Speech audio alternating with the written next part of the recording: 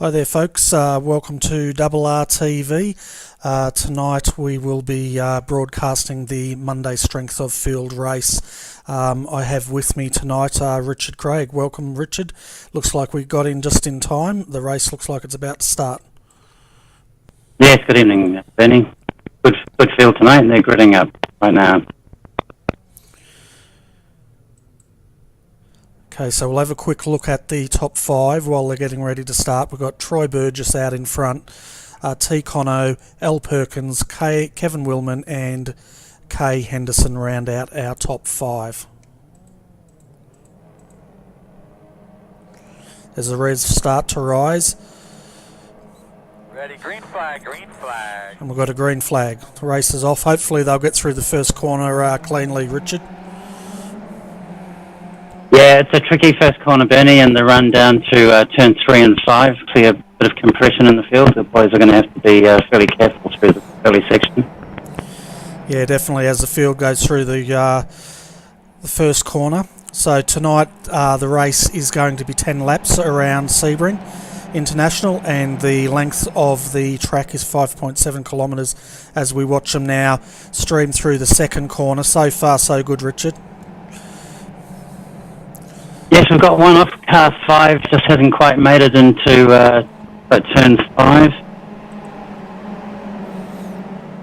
Yeah, that looks like it may have been Lance Perkins. We'll have a look at the replay of that. I think it's Mick Gray, actually, which is a shame. Yeah, sorry, Mick Gray it was.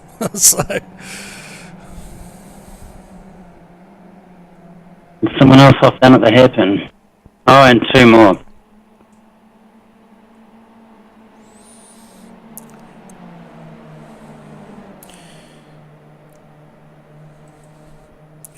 Yeah, so as we have a look, folks, we have Troy Burgess out in front, followed closely by Lance Perkins. Kevin Henderson is in third, fourth Kevin Willman, and rounding out our top 5 is Brian Hender. So it's a fairly... I was just going to say, Bernie, Kevin's going to be rearing to go. He just won the race before with a good dice with Mick, so once he warms up, expect a bit of action from Kevin.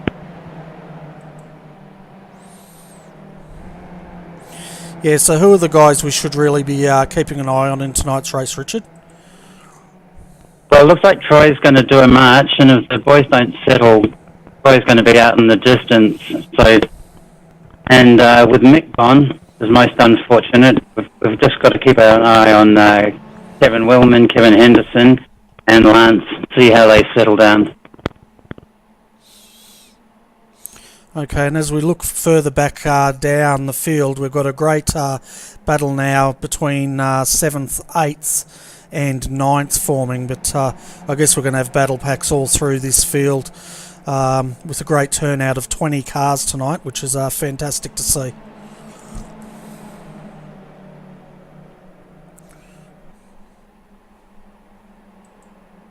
Yeah, Troy's really pulling a bit of a gap on these guys at the moment, Bernie. I think unless they work together, he's going to be off in the distance. Yeah, well, after the first lap, our leader Troy Burgess already has a 2.5 second gap over Kevin Henderson, Lance Perkins and Kevin Willman. These three, I think, need to stop fighting and tuck into each other to pull him in. Otherwise, it's game over tonight. That's it, Bernie. Well, let's just watch them down in the hairpin and see if they stay line astern. Yeah, it definitely looks like they're not attacking, so I think they are working together, but we'll just keep an eye on this and see if they can pull in that gap. But saying that, Troy Burgess did a 2:33.9. The other guys are in the 2:36.4s on that first lap.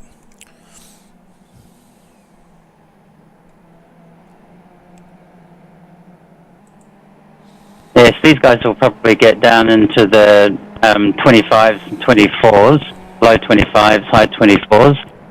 In the draft, we should definitely see some of that. Yeah, definitely. I guess on the first lap they're just sorting themselves out, aren't they? That's it. And we've got a nice little bit of action forming up for 7, 8, 9, 10 as well. Those guys are starting to get their teeth into it. Yeah, so that's between you are... No, oh, we're riding on the nose cam as a cone was thrown at the camera, folks, so that was a bit exciting. 7th, 8th and 9th. So we've got you are Nora Lampy with James Keane and Daryl Ridley starting to get into it. As we're having a look now, folks, as Kevin Henderson is having a look on the inside. Or is that Kevin Willman? No, it's definitely Kevin Henderson now. Kevin Willman's having a look on the inside.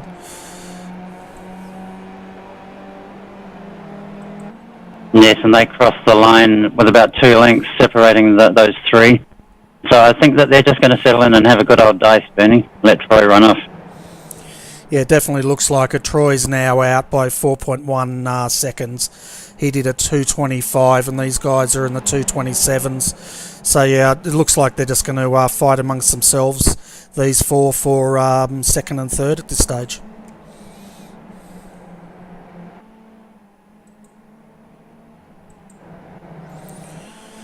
So I had a bit of a drive around here today, Richard, in the Skippy, and I must say this track is quite a challenge in this little car. Yes, it's reasonably straightforward to drive. It's very difficult to drive it fast. The old airport section down the back straight, Sunset leading onto the front straight is concrete and into turn 1, and the concrete seams produce some pretty challenging bumps that'll pitch the car around. And there are some quite high curbs. In the section the boys are coming down to now, Kevin and Co. leading into Cunningham, big curb there on the inside, and you don't want to be taking too much of that. No, definitely not. That's what I noticed a lot was the old, I guess that's the old runway, all that bumpy bit down the that back straight leading onto the front straight. Is that right, Richard? Yeah, I believe it was a World War II airfield, Benny. Yeah, I did a bit of reading on it today, and Sebring's one of the oldest tracks in America. Its first race was in 1950, New Year's Eve. They did a 12-hour Grand Prix endurance race there. And speaking of endurance races, we had the Daytona 24-hour this weekend, and I think next round they're onto the Sebring 12-hour. So that'll be fun to watch on the internet streams. Yeah, it's got a big following now as an endurance track, the sports cars. And then we've watched Kevin coming down into Sunset, just losing a place there from the draft, but he's going to get it back. Yeah, we've got one into the wall.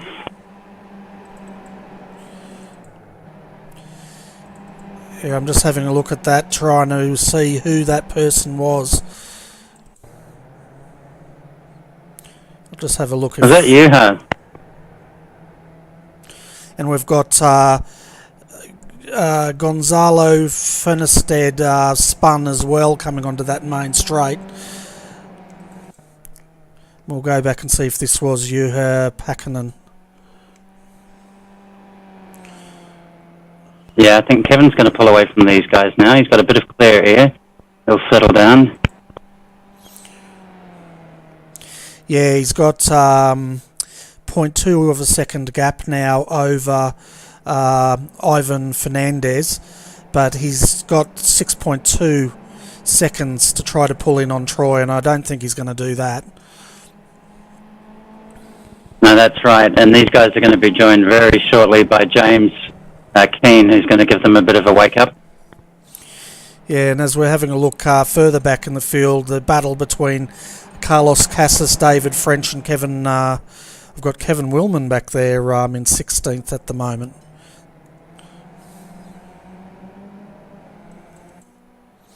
So it might have been Kevin Willman that went into the fence on the first corner there, Richard. On the first corner it might have been, yeah. I caught the one in Sunset and I missed the one on the first corner. Yeah, I'm pretty sure we had it on camera at the time. It looked like Kevin Willman had outbraked himself and speared off into the the fence, but he's still circulating out there with 7 laps to go. It is so easy to overcook turn 1 here. It really, really is easy. Oh, definitely, because when you're sweeping in there, you hit those bumps, which unsettles the back end, and before you know it, you can be heading off out into that fence really fast. That's right, and you're trying to get turned in and get as close to the wall as you can, all the while the back end is leaping around over these bumps. It's good fun, I've got to give it that. Yeah, definitely. A lot of guys like Sebring. I find it extremely challenging, but once you get into the groove around here, it's a very rewarding track, that's for sure. It sure is. Now we've got Troy in just on a 224.7. And you might hear fireworks in the background. That's the Australia Day fireworks going off down at Docklands. Fantastic. So for all you Aussies out there, happy Australia Day for tonight and today. I hope you all had a barbecue or did something with your families or whatever you do on Australia Day. I hope it was enjoyable. So we're having a look now, folks. Troy Burgess, he's holding the fastest lap, which he did the last lap. Oh, he blew his motor, Richard. He's out. He's gone. Oh, that's a real shame. But that's going to create a bit of life, I've got to say, because 4, 5, 6, and 7 are all bunched up now. James and Daryl have got onto the back of Ivan and Lance. So this is going to be very interesting for the podium for the final 2 spots. Definitely, that's unbelievable. Troy had a 7-second lead, and I was just talking about how he just set the fastest time and downshifting into the hairpin, engine gone, he's out. Kevin Henderson is now the new race leader with Ivan Fernandez and Lance Perkins and James Keane all in the and it looks like Darryl Ridley as well, all in the top 5, folks. So this race is now going to get very interesting for the podium. Yeah, what's the gap there? Is it about 2 seconds between Kevin and Ivan, something of that order? Yeah, just on bang on 2 seconds last lap. So we'll see what they do this time around. No doubt they'll, as they go across the start-finish line, they'll realise that Troy is out of this race, and that might spur them all on to really try to pull Kevin in.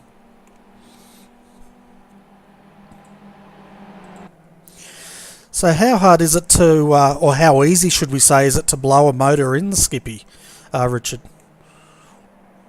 Well, there is a bit of a cumulative effect in terms of damage, so it can creep up on you a little bit, but basically it's a matter of just using a bit too much engine braking, a bit too quick on the downshifts, not getting on the brake early enough. If you get the order right, good strong bit of brake and then shift down, it's pretty straightforward, but obviously these guys are trying to push it as hard as they can into the corners, that hairpin in particular. You want to do that. So yes, they do blow. I've blown a few this season already. Okay, as we're riding with James Keane now, and he just made a nice move there on Lance Perkins on corner 1, and now he's having a close look at Ivan Fernandez. Yeah, and I'd lay money that James is going to get past Ivan. This will be pretty interesting.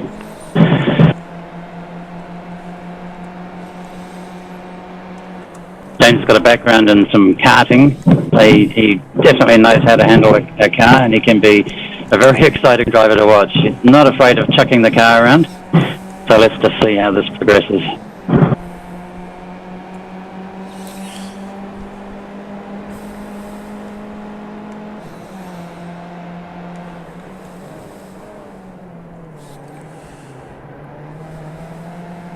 He should get the inside run here down to Tower. Yeah, which he does. So James Keane's now up to second. The gap to the leader, Kevin Henderson, is 2.9 seconds. So if James is going to catch him, he's going to have to really start pushing, because they've only got 5 laps to go in this race.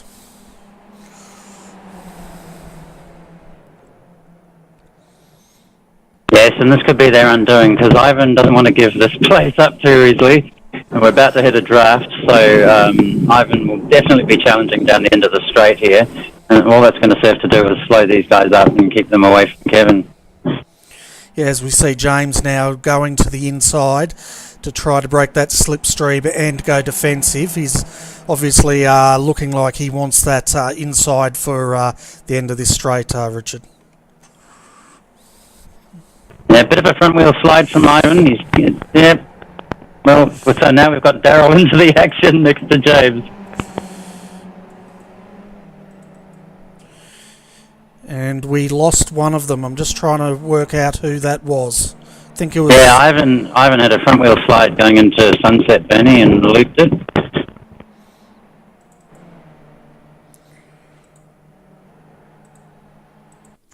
Okay, we'll have a quick look at that, folks, and we'll jump back into the action.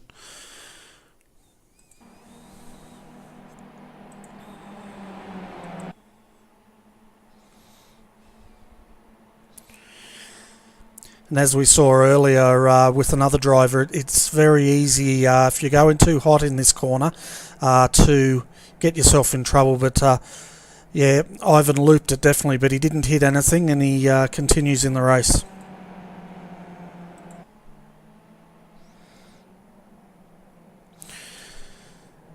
So with 4 laps to go, folks, we've got Kevin Henderson. He's got now a 4.6. Oh, we've had a big accident in the back there with Lance Perkins, and it looks like it was Ewa Fernandez. Yeah, so that leaves Daryl Ridley chasing down James and Kevin out the front. That's a shame. That was looking to be a good little dice between those guys. That's right, as we have another look at this, folks, and we'll see exactly what went on.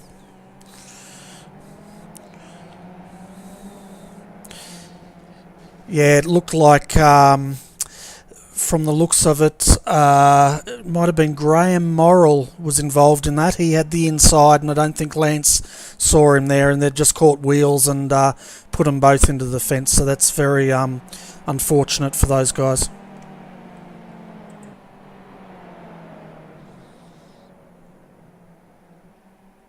Yeah, we've got Yuha and Ivan have resumed hostilities on their own, just coming onto the back straight now. So these guys are going to make it a dice for, what is it, 5th and 6th? 4th and 5th, I think, actually. Yeah, 4th and 5th these guys are battling for, and as we watch them snaking down the back straight, I must say the slipstream these cars can get down that back straight is quite incredible. Yes, the toe is of epic proportions, and maybe that's what's catching some of them out in the sunset. Because with the toe, of course, you do hit the corner just that much faster than you do when you're going around on your own in practice. And if you're right up the back of the other car, of course, you lose a little bit of front-end downforce too, which can catch you by surprise if you're not anticipating it. Yeah, definitely. But that's what makes this car so great. You know, they're a fantastic car for these guys to hone their racecraft, because the slipstream generally pulls the guys into tight battle packs, and I don't think there's a lot they can do as far as setup goes either, is there, Richard? There's not a huge amount. Tyre pressures are one of the most critical things, because you're running a BF Goodrich sports tyre, so it's a groove tyre, it's not a slick. Once they overheat, which they start to do if you're running hot with about 26 psi, your tyres are starting to go off. And other than that, really, it's rake and setting the rear bar. So there's not a lot, but you can tune them to the track. You can tune it to ride the bumps a little smoother, and of course, the critical thing of tuning it for track temperature and surface grip. Yeah, and what sort of motor's in them? Is it a little 4-cylinder in these cars? Yeah, so this is like the Mazda's equivalent of a 2-litre Formula Ford, so it's a little 2-litre straight 4 Mazda motor, not a rotary, normally aspirated, with a 5-speed gearbox. They're not super fast, it's all about momentum, being light on the brakes, not sliding around too much. Yeah, and they generally, to get the most out of them, rev them pretty high too, I think, up to as high as 7,000 revs. Is that about right? Well, yeah, not for a gear change. You're changing gear around the 6 to 6.3 mark, something like that. You've got a fairly long change between 4th and 5th, so 5th winds it out. There's not really a high revving gear on most of the tracks. They're not super fast. They'll be hitting, I don't know, what is it, probably in the vicinity of 125 down the back straight, something like that. Okay. Yeah, we're just riding with these two as I was scrapping. It looks like Ivan's definitely got that corner onto the main straight down pat compared to you, where he's losing a good 4 car lengths through that section of the track.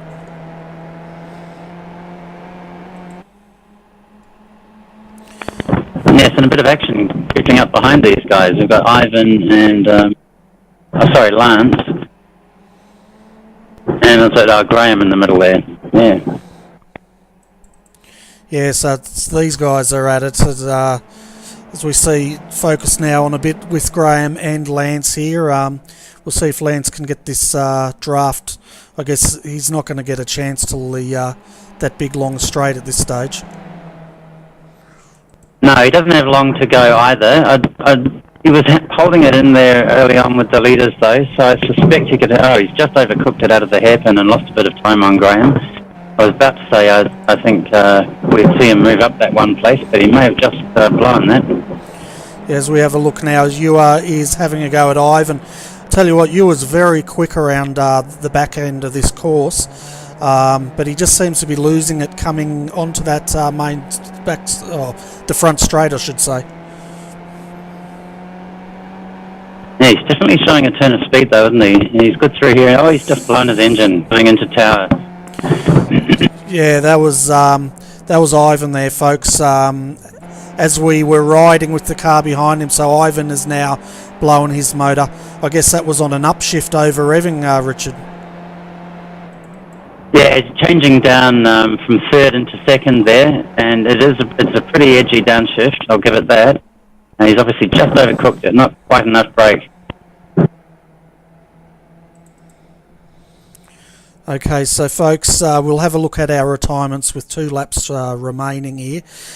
We've lost Ivan Fernandez, blowing motor. Brian Hender is out as well. And Gonzalo Fontestes is out. And we did lose Troy Burgess, who was our race leader earlier on tonight. So we've had 4 so far out of the 20 retire, Richard. Yeah, it's a fairly high attrition rate. And we've got Graham Murrell making a move on the main straight here on Yuha and down to turn 1. Okay, I've got a quick question here. I just announced Troy Burgess had retired with a blown motor. However, he's now in 13th. So do these guys have a fast repair up their sleeves?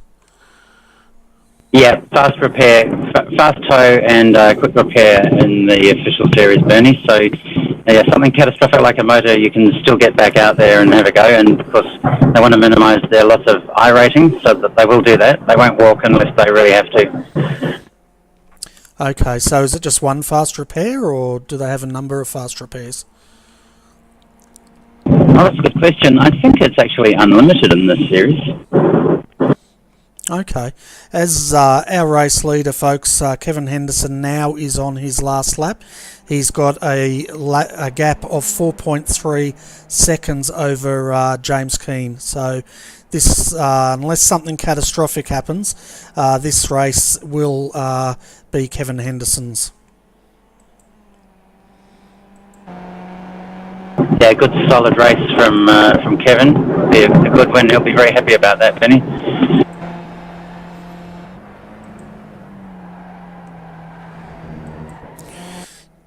Yeah, definitely. As we jump on with Kevin, we'll ride with him to the finish line here. And I must say, his paint job is quite detailed there, Richard. Yes, he's got the Technicolor German paint job off Trading Paints. He's pretty happy, but you don't want to look at it too hard. Yeah, that's for sure. It's making me go blind just looking at it, but all the same, beautiful looking car. Yeah, it's an impressive looking car. Now we want to just probably check out what's happening here on the back straight. We're going to have a very intense battle now for 4th place. We've got Graham and Newhouse side by side going down to Sunset, and Lance positioning himself to pick up the spoils.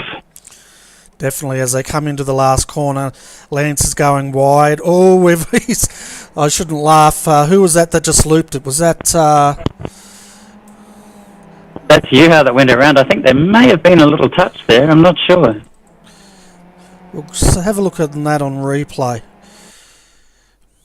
Either that or he's gone in too heavy under brakes. Yeah, I thought I saw a little bit of a lurch from his car. It could have been a bit of netcode.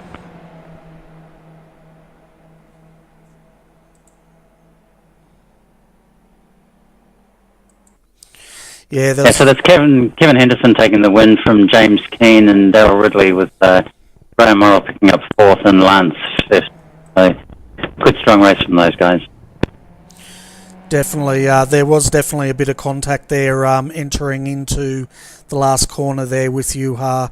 I'm not sure who he connected with. They just bumped wheels, which turned him around.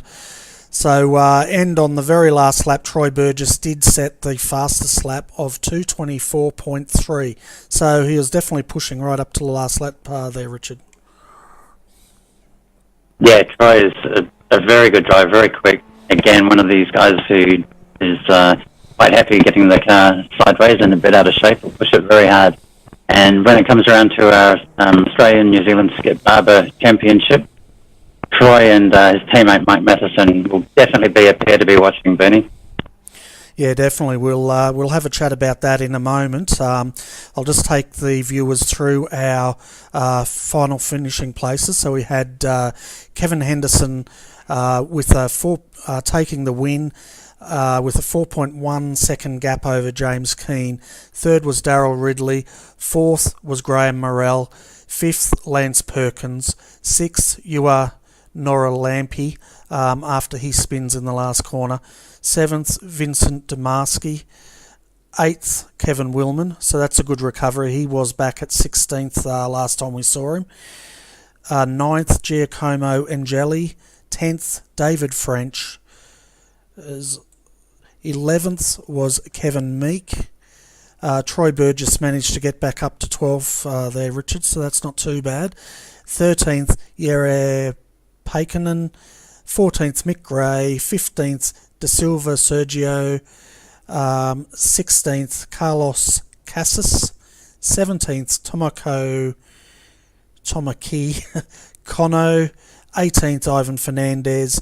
19th, Gonzalo Fontestad. And rounding out our field, Brian Hender in 20th position. So, Richard, what do you think of that race, mate? I think that was pretty exciting. We had a bit of everything there, didn't we, Bernie? It was a real shame for Troy that he blew his engine, but it gave us a bit of action as well.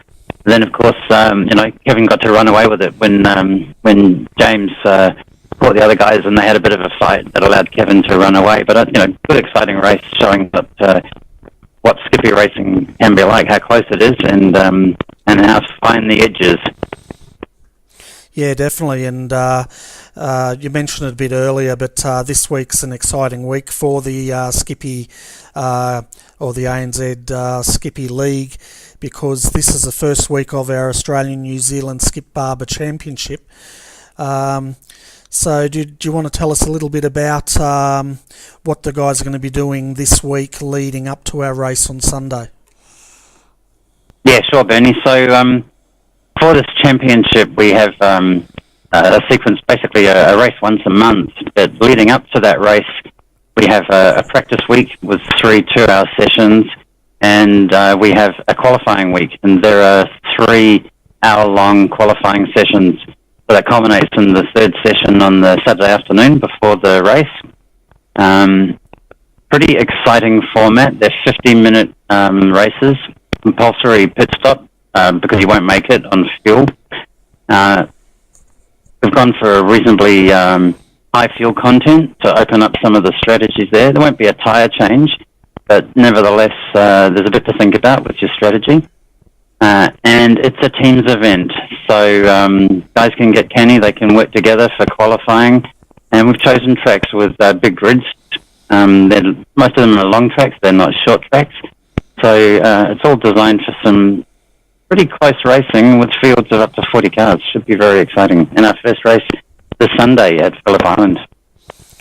Yeah, it should definitely be exciting, and I really like the qualifying format because basically, folks, they've got 3 qualifying sessions. The driver, their fastest time for the week counts, which basically means Tuesday night will set the grid, Thursday night all those times will be merged in, and Saturday afternoon we'll set the final grid of 40 drivers.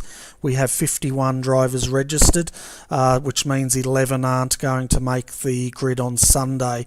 Now, saying that, RRTV will be covering the last half hour of the final qualifying as we see that grid to be set, and we'll go with a little bit of a pre-race show. And then of course on Sunday we have the 50-minute race. Now, they're not going to get any fast repairs in that race. It is a team's championship, folks, but they won't be changing driver. They'll have 2 cars per team as well as privateers. After 10 rounds, once a month, we will crown the Australian-New Zealand Skip Barber Championship, or champion. So there's also no drop round. So if you love Monday night racing, folks, definitely tune in Saturday and Sunday. They'll both be covered live, and I can guarantee you it's going to be fantastic racing.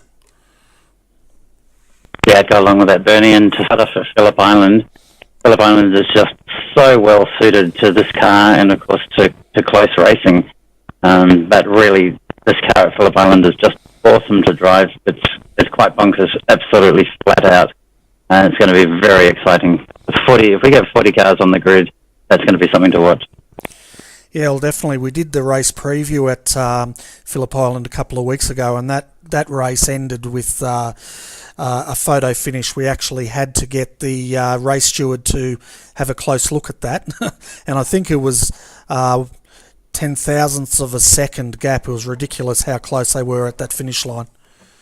Hundreds of a second even of the line. So that's, what is it, a front wing? Nearly a front wing. Very, very, very close. Yeah, incredibly close.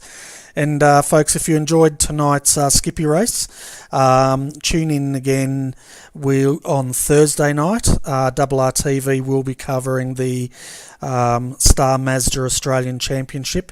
Last week was a fantastic race, so there's more for your viewing pleasure this week coming up.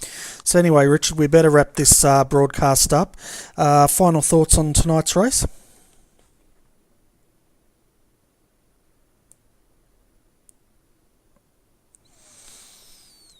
There you go, folks. He's speechless. So, sorry, I hit the wrong button here. I was going to say it's early in the season, calendar-wise, for a lot of us in Australia. A lot of people are still on holiday and haven't hit the track. But I think if this is a sign of how the strengths of field races will go, we're in for some pretty exciting Monday night racing as this season 1 for the official series unfolds. Benny, it's going to really warm up. Yeah, it definitely is. We saw last week we had 11 on the grid. This week 20. So, as everyone's going back to work, getting back into the swing of things, I think we're in for some great times with this series. And it was quite an exciting race with Troy out front until he blew his motor. And, I'm really excited to see where the future races go. Yeah, good stuff, Benny, and big thanks to RRTV and for the support, not only for the official series, but also getting in behind this championship. The initiatives you've taken there, it's really great, and the ANZ Skippy League is just really happy to be involved in this and promote the racing down under. So, congratulations, thank you. Yeah, you're welcome, mate. And, you know, the ANZ Skippy League, folks, it's a fantastic league. So you guys out there in iRacing, if you want to give the Skippy a go, definitely join that league. Great bunch of guys, great racing, and I couldn't recommend them more than enough. But anyway, Richard, we better wrap this broadcast up. So I'll say good night to you and good night to our viewers.